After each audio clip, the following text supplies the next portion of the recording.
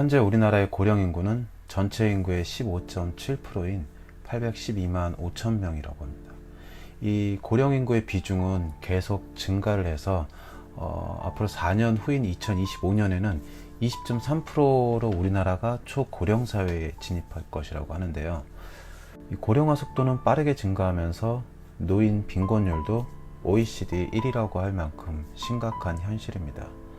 100세 시대라는 말이 빛날 만큼 노후를 즐기면서 살아야 하는데 하루하루 살아가기도 힘들 정도의 이 노인 빈곤으로 아파도 제때 치료를 받지 못하고 있는 것이 현실입니다.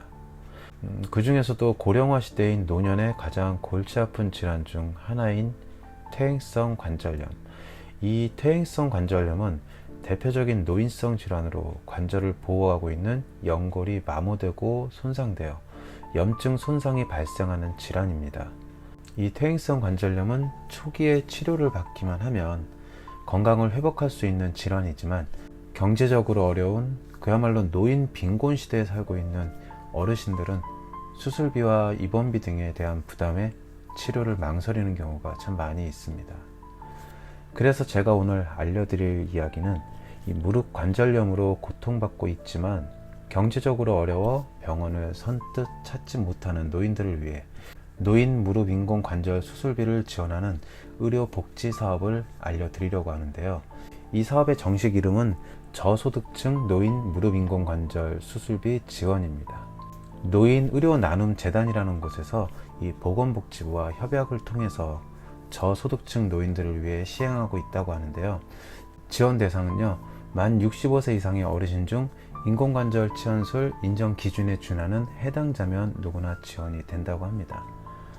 그럼 인공관절 치원술 인정 기준은 어떻게 될까요? 의료급여 1종, 2종 또는 기초생활수급자, 차상위 계층, 그리고 한부모 가족이 있는데요. 이 한부모 가족은 한부모 가족 중 조선 가정이면 모두 지원 대상이 됩니다. 그럼 얼마를 지원받게 되는지 확인을 한번 해보겠습니다. 한쪽 무릎 기준으로 법정 본인부담금의 최대 120만 원 한도에서 실비로 지원을 하는데요. 이 무릎 인공관절 수술과 관련된 검사비, 진료비, 그리고 수술비까지 발생되는 본인부담금을 모두 지원을 합니다. 단 꼭 알아두셔야 할 것이 몇 가지 있는데요. 이 지원 대상자 선정 통보 전에 발생된 수술비는 지원이 안 된다고 합니다.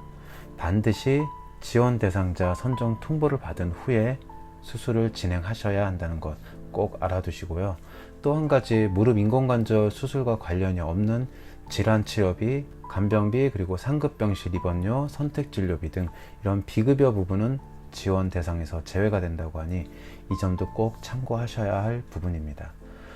그럼 난 돌봐줄 가족이 없는데 간병비도 만만치 않은데 하고 걱정하시는 어르신들이 계시다면 간호간병 통합 서비스를 시행하고 있는 병원을 찾아보신다면 수술 후 간병 비용 걱정 없이 이 간병 치료를 받으실 수 있으니 이 점도 꼭 참고하시기를 바랍니다. 필요한 서류와 지원 절차에 대해서 한번 알아보겠습니다. 필요한 서류는 지원 신청서, 진단서, 주민등록등본, 수급자 증명서, 그리고 신분증, 도장 이렇게 있으면 됩니다. 지원 절차를 한번 알아보겠습니다. 먼저 관할 보건소에 방문을 하셔서 신청자 지원서를 작성 후 제출을 하세요. 우편 제출도 가능합니다.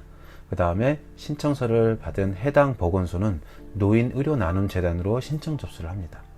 그리고 신청 접수를 받은 노인 의료 나눔 재단은 수술비 지원 등 대상자 결정을 하고 통보를 합니다. 대부분 관할 지역 내 보건소에서 이 지원서 작성 신청은 가능하지만 이 지자체별로 상의할 수 있으니까요. 방문 전 전화부터 하시고 방문을 해주시고요. 무릎 인공관절 수술비 지원 사업을 시행하고 있는 이 병원에 방문 신청을 하시면 됩니다. 그리고 한 가지 더, 노인 의료 나눔 재단 홈페이지나 전화를 통해서도 신청과 상담이 가능합니다. 무릎 인공관절 수술비 지원 제도를 통해서 좀 더 많은 어르신들이 도움을 받을 수 있기를 바라면서 의료복지정보 저소득층 노인 무릎 인공관절 수술비 지원에 대해서 알려드렸습니다. 시청해 주셔서 감사합니다. 병아리였습니다.